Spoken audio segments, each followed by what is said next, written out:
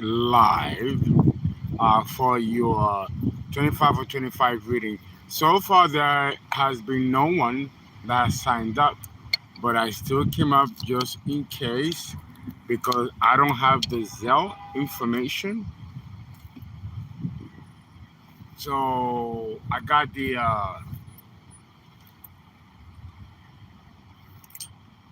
Cash App information, which is nobody. So it might be Zelle. I don't have access to the Zelle information as quickly as I do Cash App. So just in case I am back on the air, if there is none, I'll cancel the stream in 15 minutes. And of course, have Miss Farmer remove the videos so it doesn't take up space. Yeah, it's sundown, and yeah, it gets real packed. The Catholic Church here, it packs about 200, 200 people.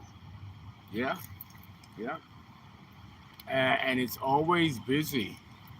It's always busy. It's incredible. You know, this is Saturn in Aries deposited in the third house of the environment. Because whether if it's sunny, I can't see my own screen. I can't see your name. And even if it's semi-dark, like this should be a perfect weather, and I should be able to read. But that is almost it's difficult. It's difficult. You know, Saturn really tears you a new one. And I got new glasses, and it doesn't hold water, not at all. So I'm forced to do the readings inside, uh, and that's disappointing because I wanted to do the reading outside, in nature. It's actually better. I think it brings luck, but none of that seems possible.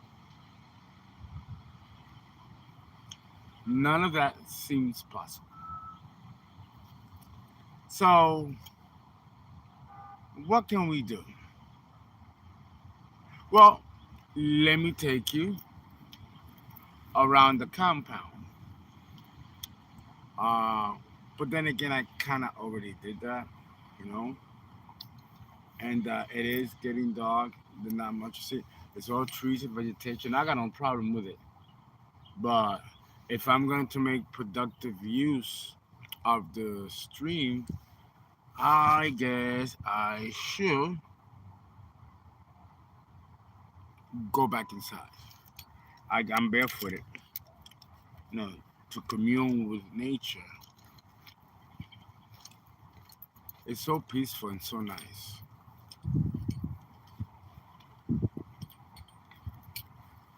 Uh-huh. A lot of acorns here.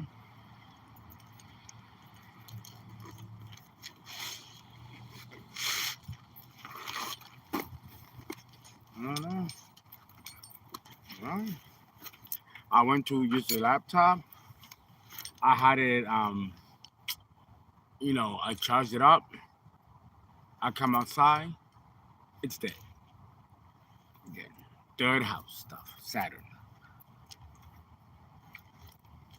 So I never feel defeated. Never. When it comes to people, situations. But when it comes to Saturn and the environment, I always feel defeated.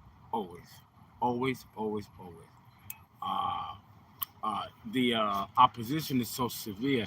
It's like, fuck you, nigga. No, we're not going to let you do this. And you can't fight the gods, right? So I pack my shit and go. There's nothing you can do. Nothing you can do.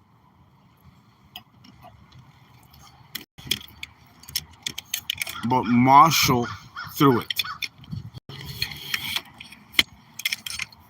Honestly, I don't know what the lesson is. I don't.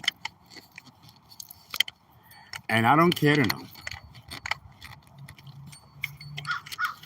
Let's see. Let's go back in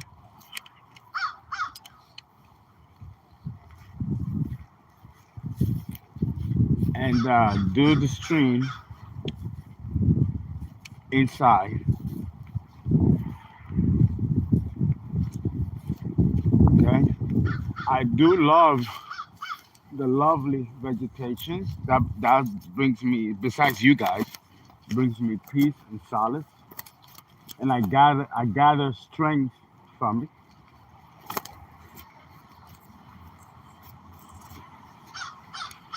It's always good to be grateful for the little things you get. That way the universe blesses you with more. But that's always been my motto, with no expectations. I guess it takes a little longer to clear up debris than I thought. I try putting on music to liven up the mood, but it falters and shuts off.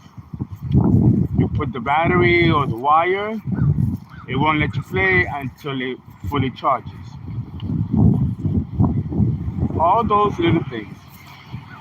So you try to plan ahead, and it still comes out the way it does. It's like Saturn is just as invested in disciplining or stopping or limiting you as you are trying to break from the limitations. Uh, it becomes almost a battle of will. And you don't want to have that kind of relationship with the gods. So I concede, because we're not going to win against the gods.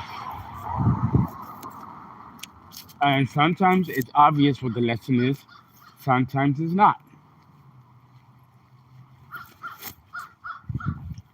The severity of the obstacles leaves such a sour taste in your mouth that you don't care about the lesson. You're still traumatized by the severity of the limitation in opposition and adversity. Still, you find ways to incorporate it into your culture, into your way of life, so it doesn't tax too much into your spirit and leave you broken or bitter. This is the time to think about that this is not real, but an illusion. And believe it or not, it does lighten the disappointment, and for others, the pain. Because don't forget, it's all about the pain. Nothing in this planet seems to be worthwhile unless there's some element of pain, and pain that is constant and throughout. Happiness is literally milk and honey, which are very rare and cannot be bound into excess.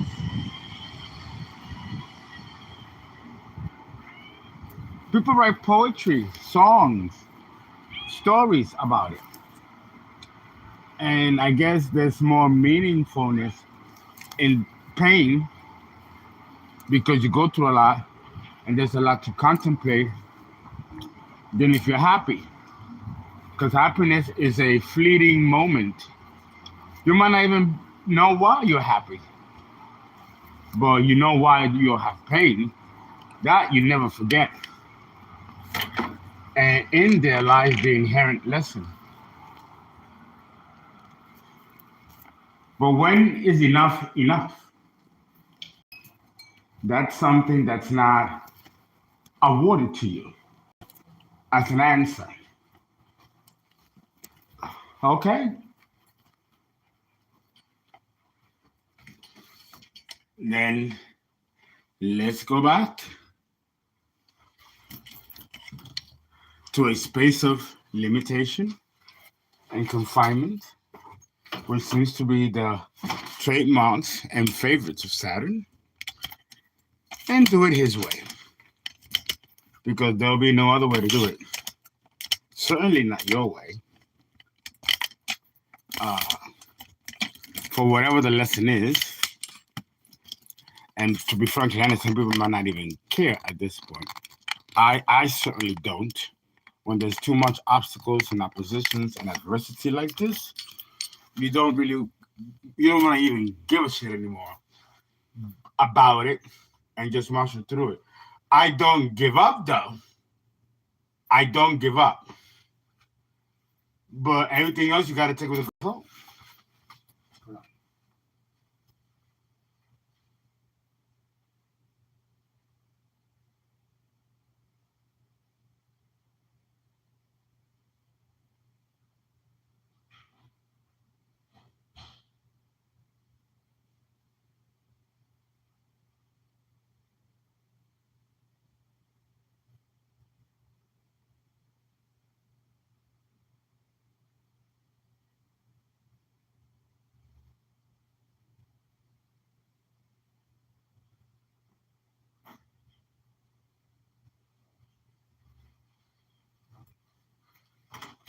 I did do, though, to make me feel better, some peppermint iced tea.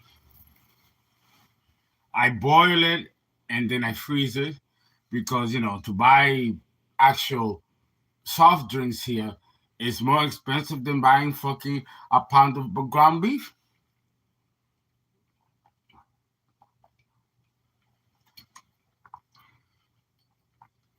Huh?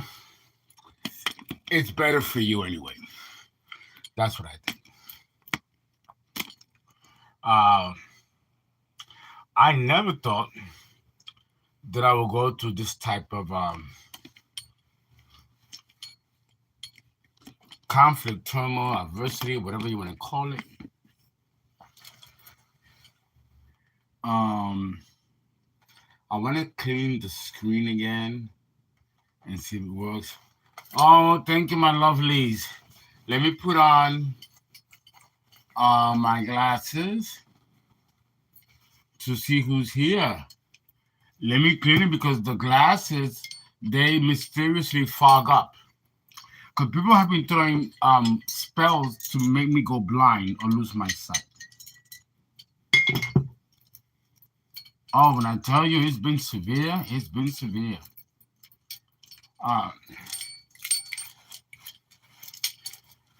So all I have to endure until the universe decides that it's enough.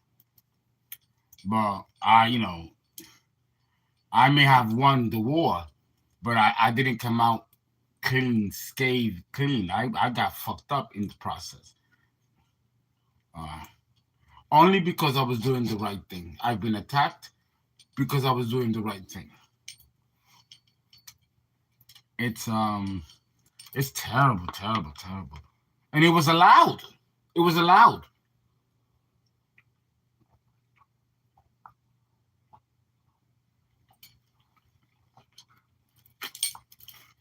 It was allowed to happen.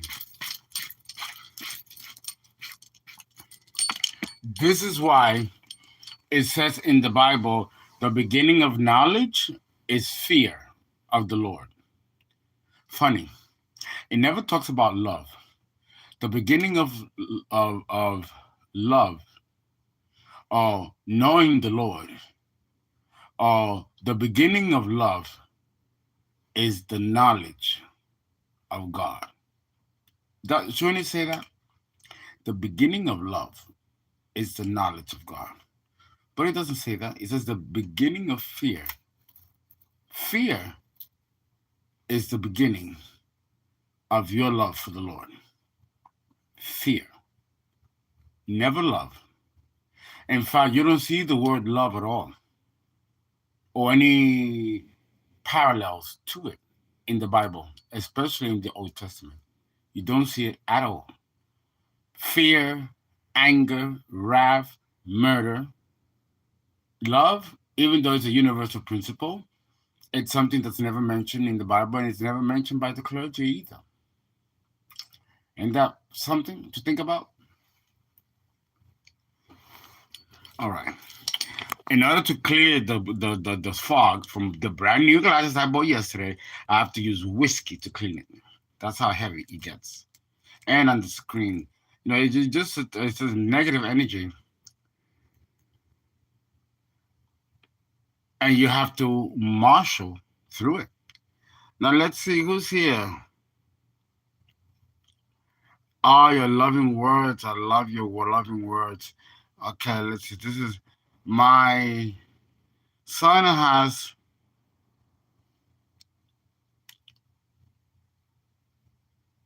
Saturn in Aries. He is Aquarius, son. Don't show your location too much, uncle. I don't even worry about that. No, no, no. Because if I do, then I'm acting out of fear. And I don't act out of fear. The universe knows if anyone tries to cut me over here to harm me, they're the ones that are going to lose their lives. Trust me. By the Lord Himself. That's exactly what people want me to do. They want me to be cautious. They want me to be paranoid. They want me to limit my authentic self due to their threats and their evil plots. No, I'm gonna let them know I'm right here. Go ahead. If your dick is that big, come over here, because it won't be by the time you get out. And when you get out, you're gonna get out in a box. No, I mean that, and it's not gonna be by my hands. It'll be by God's hands. You want to fuck with that? Go ahead. No, I'm not gonna give these knuckleheads that much power. Absolutely not. But I love you though for your concern for my safety. I love you all for that. But this is part of the lesson to even teach you guys. Fernando, are you protecting the collective by putting spells on us? No, I don't do spells. And I don't put spells on the collective. I am a chosen one, a high priest. We don't do that. Even if it's good intentioned, we don't do that. We do prayers for the collective, but we don't do spells. We don't do spells. If and I am a very good spell caster, but I was doing that, and always good. Always, I never did bad. But that was when I was young. Now that I'm a high priest shaman, it's not necessary for me to do spells like that.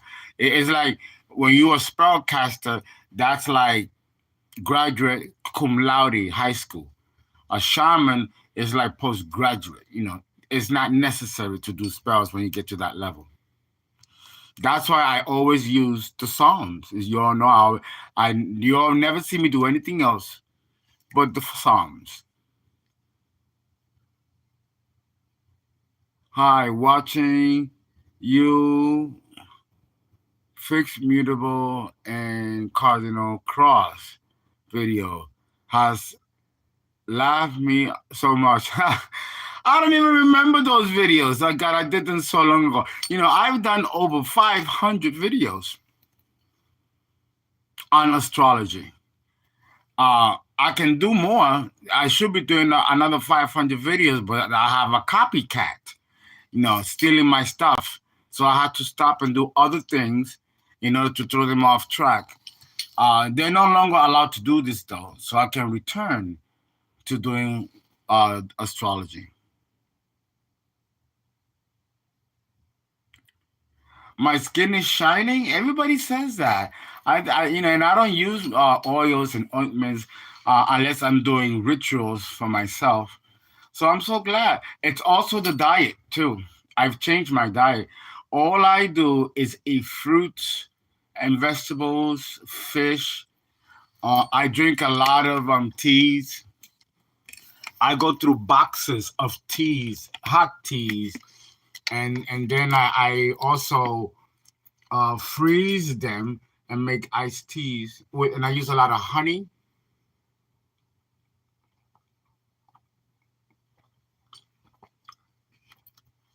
Delicious.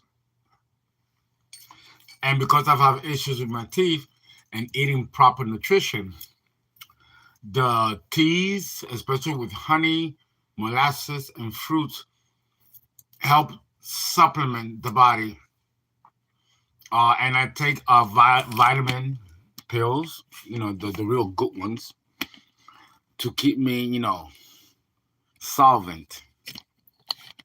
Yeah, my body is my body is coming back to what it used to look like when I was in my 20s.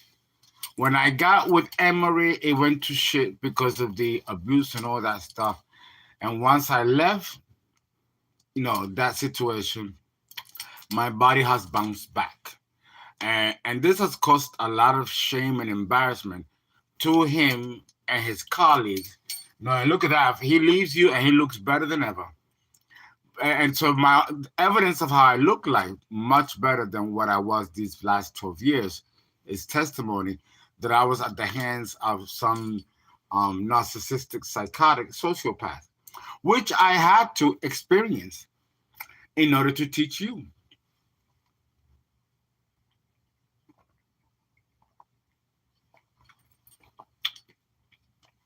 Believe me, this person is very, very regretful now. Okay. Let's see here. Who else is here? It says here, can you please talk about Neptune in Capricorn? We don't know much about Neptune in Capricorn. We just don't. And if I am to talk about Neptune in Capricorn, it cannot be a casual conversation about it. Neptune is pretty big. You must have been born in 1992, 91, 93, in the early 90s when Neptune was in Capricorn. We're still trying to figure out that decade when Neptune was in Capricorn, and then we need to allow years to elapse to see the cause and effect of that position.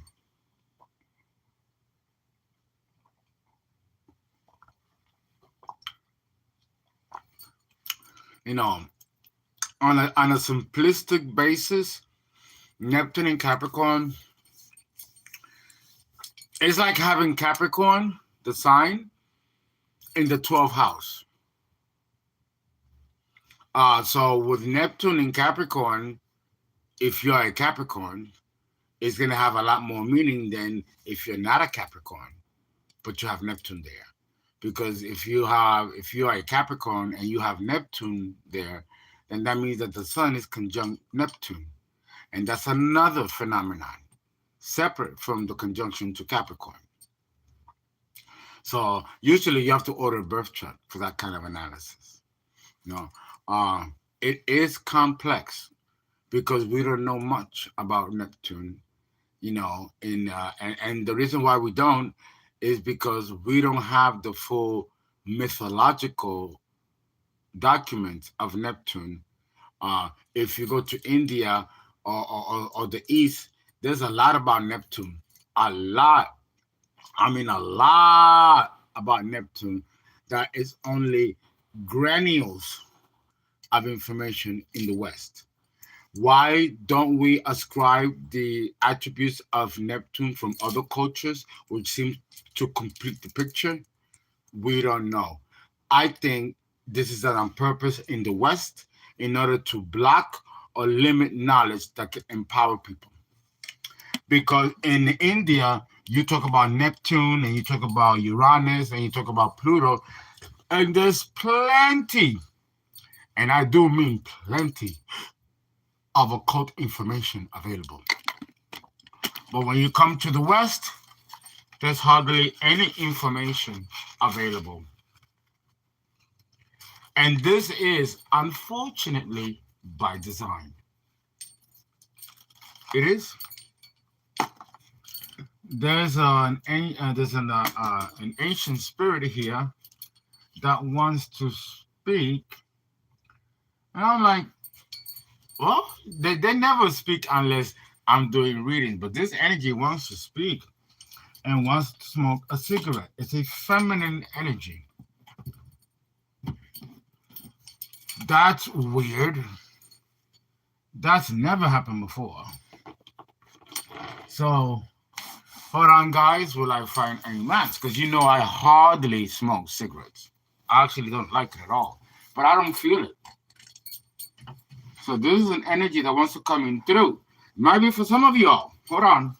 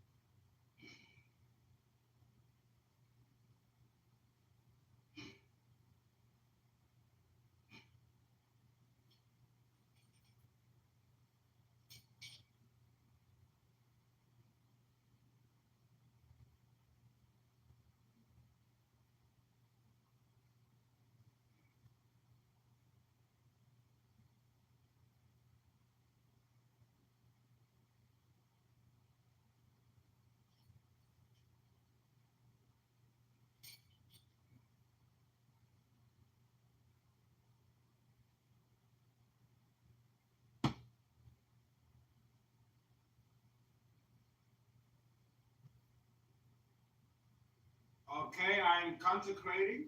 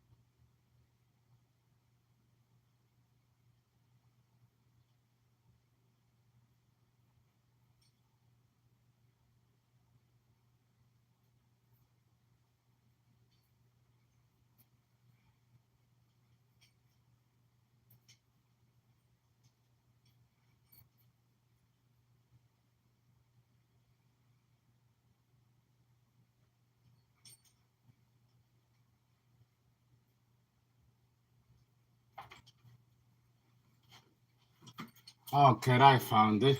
I cannot believe how much weight I lost.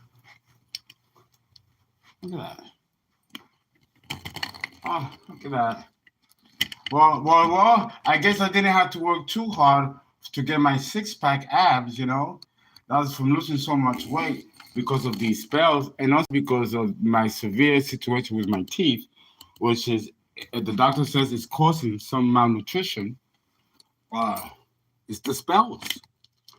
But I'm a lot tougher than people gave me credit for. Well, at least I'm ready for the beach, right? I'm ready for the beach, right? It's amazing. Uh, Here's the good news. They want me to talk about, and I really wanted to save this information until I got the rest of the download because I didn't want to talk about this particular subject until I got all of the downloads. But they're telling me to do it anyway. Wow. Okay. Then we'll do exactly that. And it is talking about the origin of the races, which of course it's all stellar. Nikita, that movie, or Watanga, they want me to discuss the movie. And for those of you who watched it, it was really spectacular. One would even say a great work of fiction.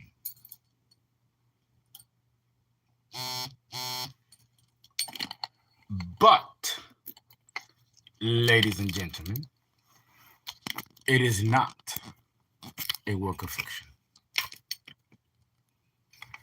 With Tanga, the fight that was taking place was the closing of one of the periods of Lemuria into the first period of Atlantis. So that movie, Watanga, talks about the latter period of the Lemurian epoch and the beginning period of the Atlantean epoch. That war and that fight in the movie was the turning point between the ending of one epoch and the beginning of another. So you'll know. Yeah.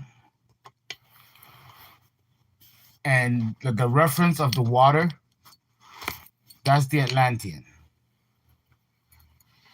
And you see, all the magical powers and flying, all that was real.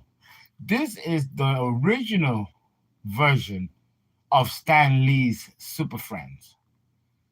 In the Aryan epoch, they're all white, but it wasn't. Like the story of Clash of the Titans, that was a black story, not white. Everything was turned into white when we entered the Aryan epoch, which of course rules the Aryan race, the white race, which is now ruling the epoch. It is a watered down version of what originally took place with the black race, which was, the first race to emerge. And then came all the other races. Now, and the white clan, because when we talk about white people, we're not talking about just one clan. No, within the white race, there are 6 other groups. They might be called the Edomites, the Amorites, the Hittites, the Hyksos, right? The Sodomites. These are members of the Aryan race. And then, of course, the Hebrew is the black. The Jews that call themselves Jews that are Caucasian are not the original Jews. You do know that, right? These are Yiddish. They come from that another subgrade of the clan. They're not the real Jews that the Old Testament references, which is why lots of these stories take place in Northern Africa and Iraq and in certain parts where there's people of color. Uh, these stories were then redone to fit the race that's ruling the current age. Um, and that's the big cloak and the big cover up. Uh, but understand that all races do this. You know the term every dog has his day under the sun. Well, this is one of those instances. It's not right or wrong.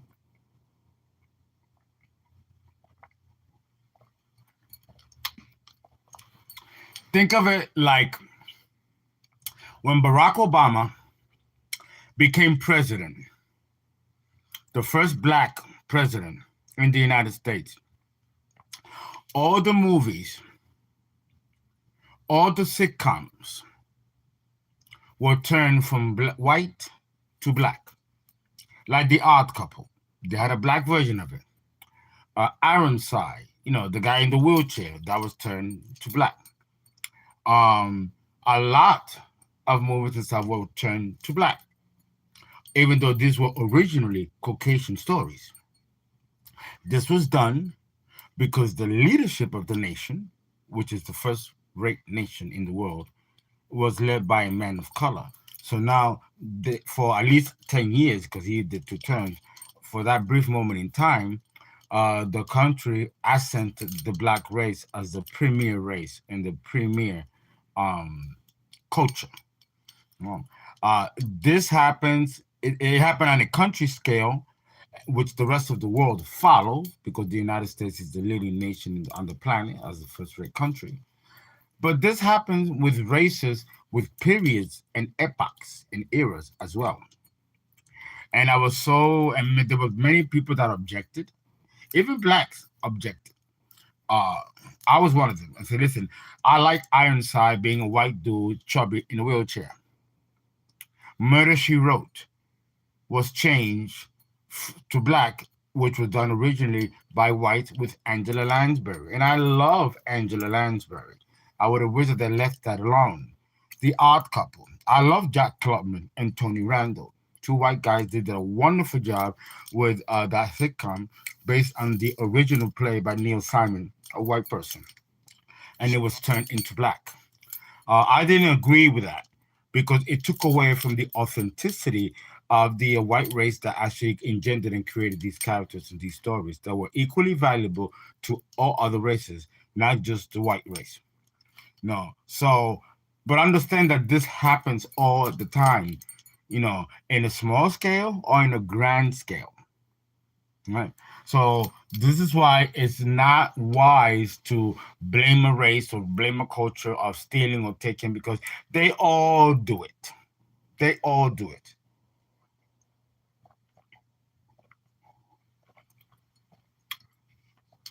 The black race being the first to emerge, set the template. And then, because God is variety, and variety is the spice of life. So it wasn't going to stay black forever. They had to change it into other races, and color into other streams of emphasis, showing the beauty of God in all things, in all races, and in all subject matters. So it needed to be that way. Well, the soil of Nikara or Watanga, I know I forget. The story of Watanga is talking about the same principle. Uh, in that story, there were beings from other star systems competing and fighting for the resources of the planet. They're telling you the truth, and that definitely did happen in the Lemurian epoch, which was the third epoch. Don't forget that we had the Polarian. I did an illustration showing you with the tree of life. It wasn't complete like it is now. it had to evolve as well. And I showed you why it was called polarium. The Earth was not a solid globe like it is today. It was wobbly like a blob, and you couldn't live in a globe like that that was unstable. The poles were the only part that was forming crustaceans.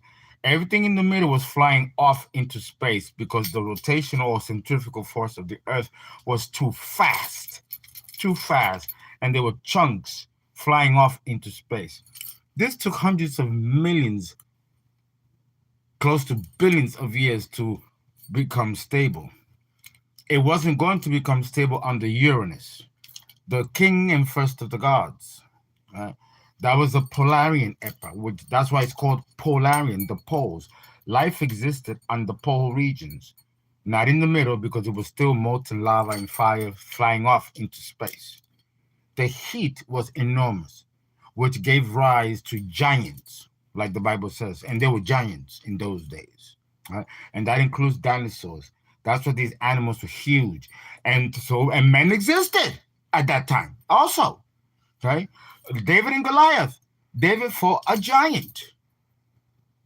The corruption with the church became that they're trying to let you know that this happened thousands of years ago in the continent of Europe, which is an absurd lie.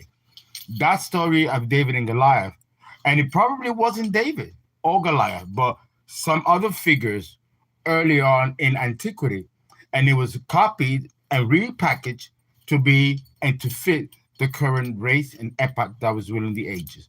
And they call it David and Goliath, but it could have been uh, another type of scenario similar to the story that we know today of David and Goliath. But the point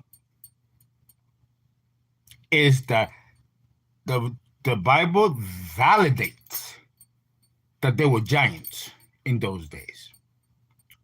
They never go into details about who Goliath was and what tribe of the Nephilim he belonged to. Who was his mother?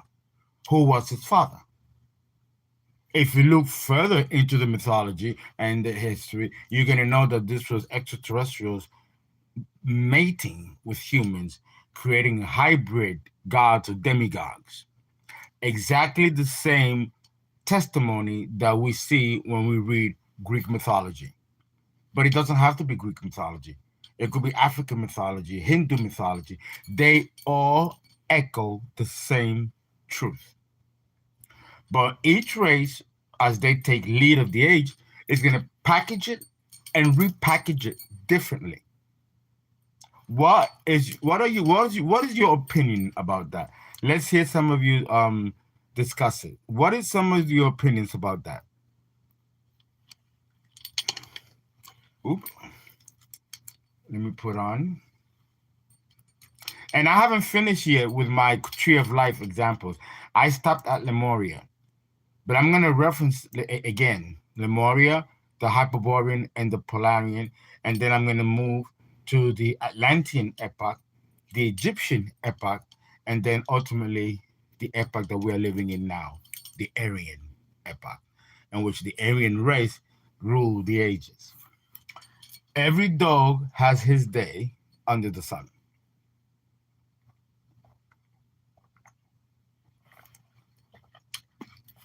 This is why it's called the Aryan epoch, because it's being led by the Aryan race, which we call white people. But understand that it's more complex than that, far more complex than that. All right, let's see what some of you guys got to say. Uncle, I had a dream about black big rats inside my glutes. The the next day, I had a dream of a big black snake going under my bed last week. What are your thoughts? Um, Big rats inside your glutes means that you're eating food that is not healthy for you. Change your diet. Rats, it's like rotting inside. So change your diet to more fruits. Drink more water. Okay. Have juices rich in antioxidants. Okay, your body needs healing from the inside.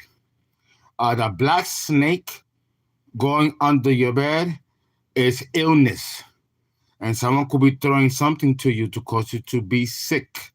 And it's being done in the dream state, which is why it's under the bed. Okay? That's what that means. It makes sense, right? Yeah, it is mind blowing. It is very mind blowing. But isn't it liberating to know this? Yet it's all related to cosmology. Cosmo for cosmology and Wanda for wand. That's right, which is fire, creativity, linking to Sag, Aries, and Leo, which are the fire triplicities. See, and that's where I get my satisfaction. I don't care if I have to go through what I have to go through. If you guys are learning, I'm doing my job, and that makes me feel so much better. Can you talk about the 12th house, Cancer rising, Venus, 12, Gemini, Mercury? Well, you have secret knowledge to talk about. If it's in the 12th house, you may have hidden knowledge as well, including past life recalls. Your siblings might be important to you or relevant from other lifetimes with the Venus in the 12th house. You might encounter a loved one that you love deeply from a past life as well.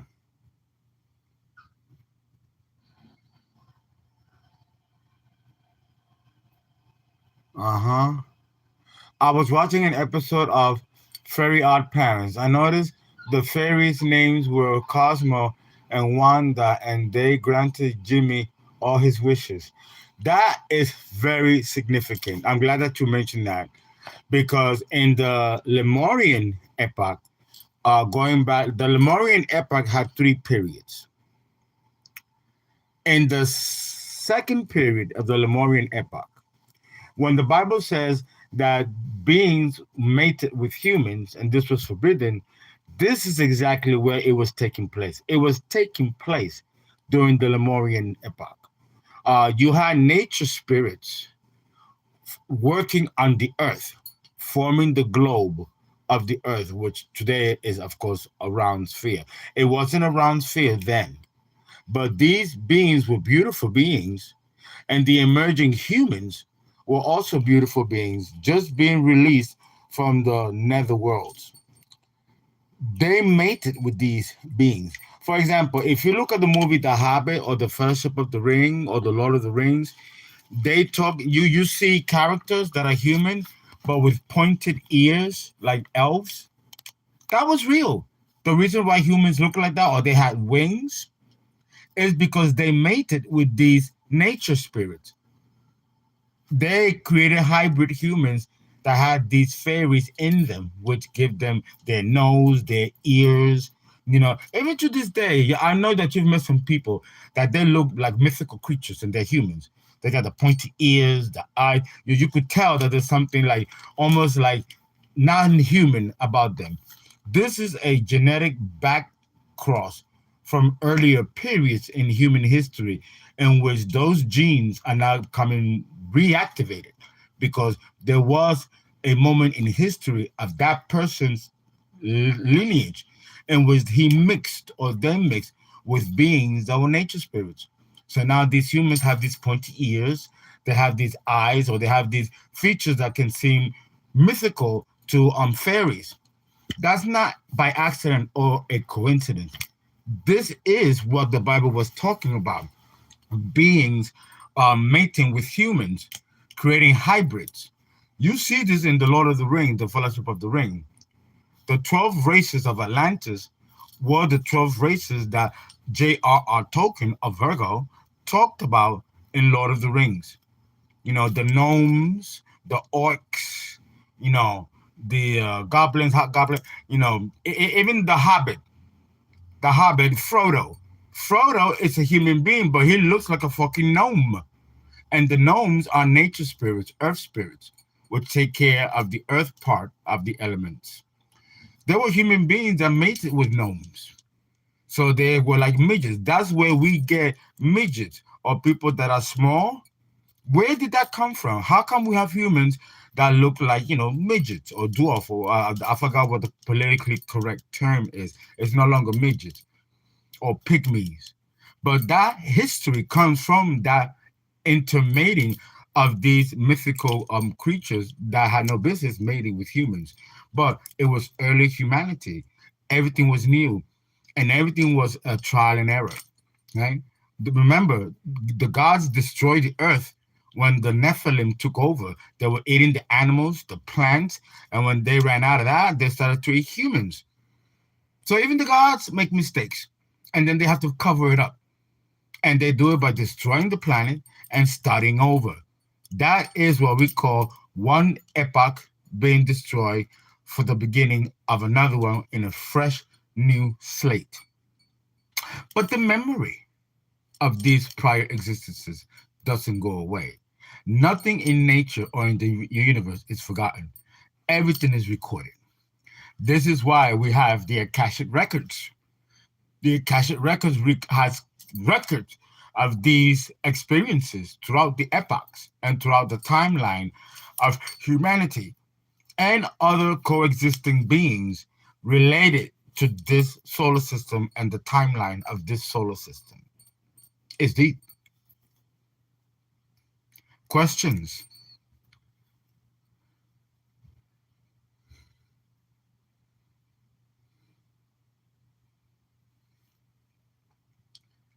What's this now? What does a dream about breathing underwater mean? I thought it could be mermaid like and babies, beetles underwater in the womb. Womb is linked to space. Womb is linked to space and it's also linked to water. Because when a baby's about to be born, the water breaks. If the water doesn't break, the baby's not born. So it's linked also to water. And space has water, space water.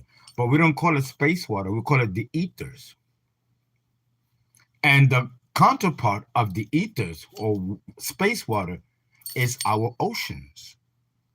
As above, so below.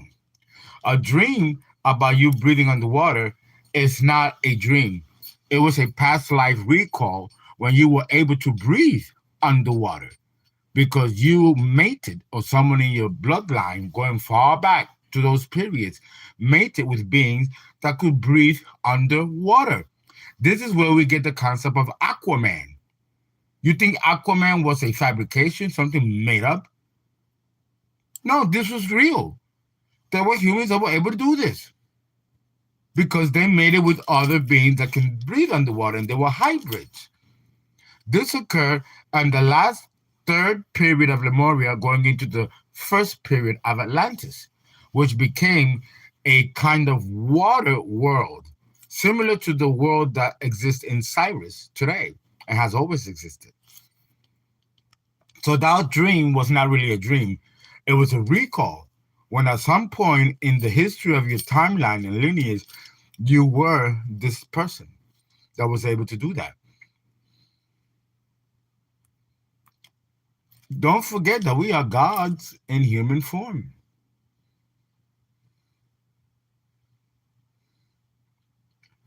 The South know what it means besides past lives is that it really doesn't have a separate meaning away from past lives. The South know has no meaning if you don't connect it to past lives.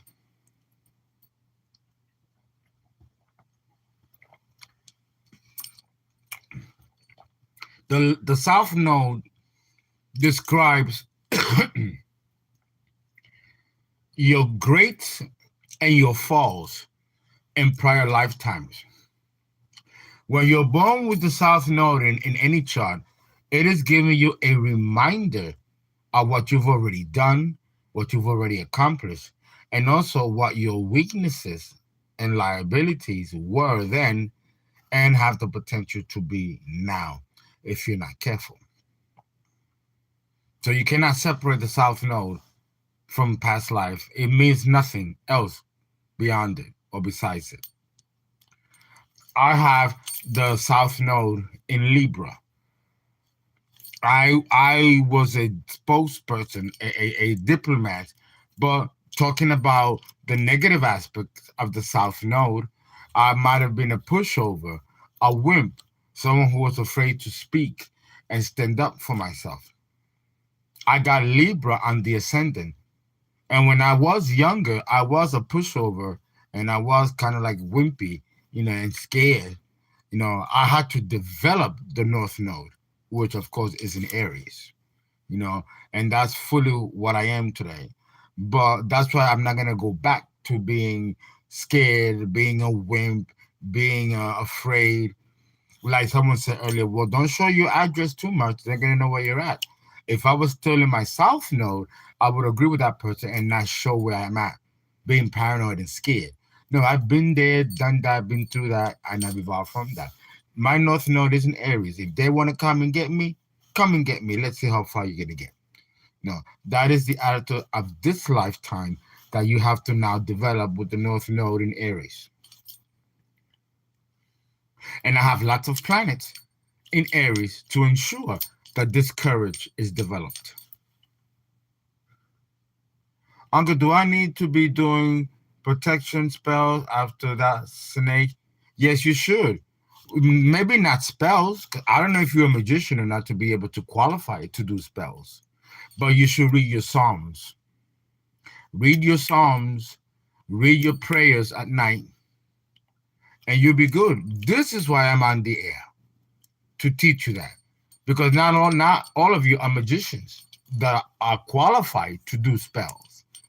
But I can give you the Psalms, which is a spell in itself, and it will help protect you.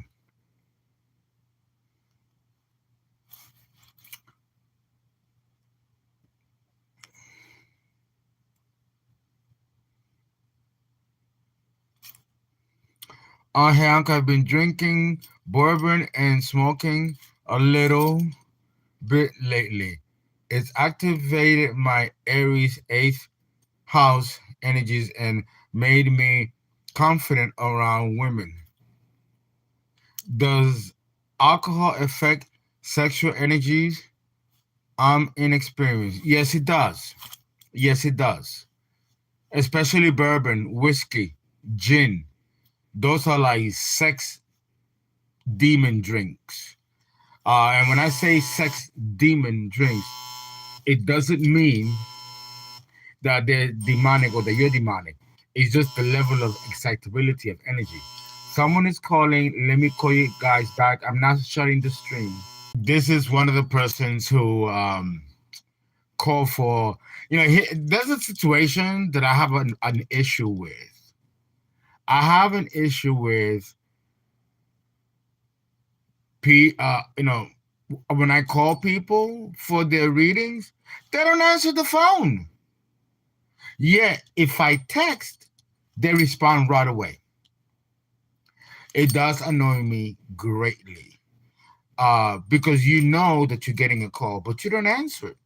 So then I don't call the number anymore. Then people call me and say, I didn't get my reading. I didn't get my reading.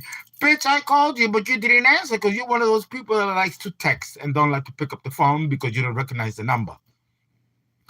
And so what I do is that I block the numbers and I don't answer. Even if you text,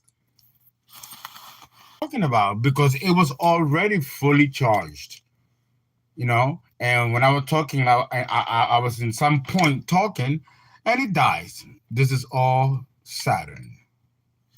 So yes, I was saying, um, uh, understand that I know I look young on a good day, maybe not now, but I'm having issues with, with the keys to text you back. A lot of you love to text. I get paragraphs upon paragraphs of text. I don't have that patience or energy to do the same. I grew up in a generation where you answer the phone, it's fast, expedient, but young people really don't like to do this. And they have feelings and attitudes about that. I've had people not answer the phone, but if I text, they immediately answer, not by calling, but by texting back. And then I asked them, don't you realize that if you want a reading and you paid, I'm going to call you? You really expect for me to text you when there's so many hundreds of you? And my eyesight is not what it used to be. And it's much easier for me to answer, but many people won't even answer. Some people know it's me and they won't pick up because they want to make me do the text like everybody else does. You'll never get a reading from me again if you do that, because that is more work for me. It's so much easier. And then I get a lot of well, I don't know who it is. I don't know. I don't recognize the number. But Uncle Fernando, you must know the number. I say it 1,000 times. You didn't know it was me. But young people could be sometimes very distracted and into their own thing. But that becomes an issue where they don't answer the phone. Please answer your phone if Uncle Fernando is calling you, especially if it's to give you a reading, because then if you don't answer, I don't leave messages, I'll forget, and then you think that you got a short change of $25 for a reading, not realizing, no, I called, but you just didn't answer because you don't like to answer the phones.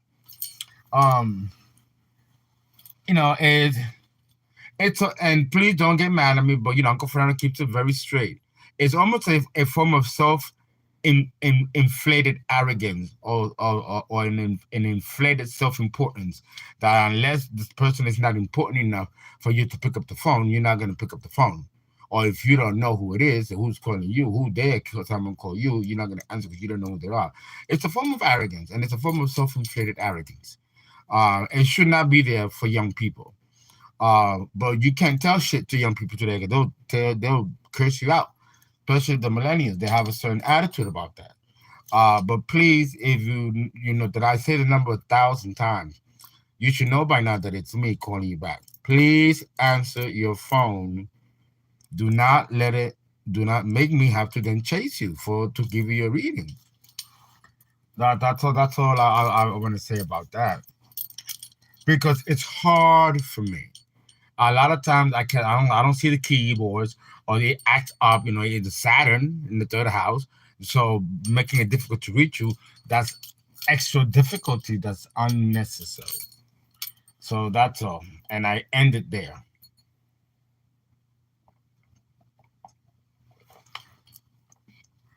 Okay, I'm not getting anyone for reading, so I may have to I may have to end the stream unless anybody else has any questions. Let's see. Oh, let me put it on again.